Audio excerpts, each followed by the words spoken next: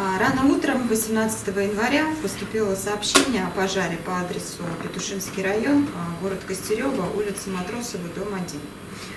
Прибывшие пожарные подразделения обнаружили, что происходит пожар на первом этаже 12-квартирного жилого дома.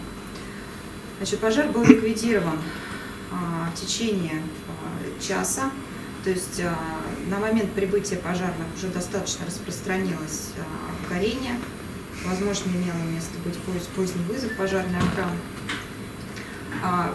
Пожарные не допустили распространения огня на соседние деревянные здания.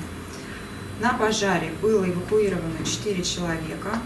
Один человек был спасен. Это пожилая женщина, которая была выведена из огня при помощи спасательных устройств. К сожалению, эта же женщина пострадала. До приезда пожарных она успела получить ожоги и была доставлена в реанимационное отделение.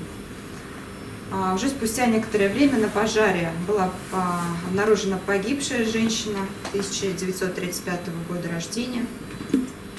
Всего на пожаре у нас работало 25 человек личного состава и 12 единиц техники.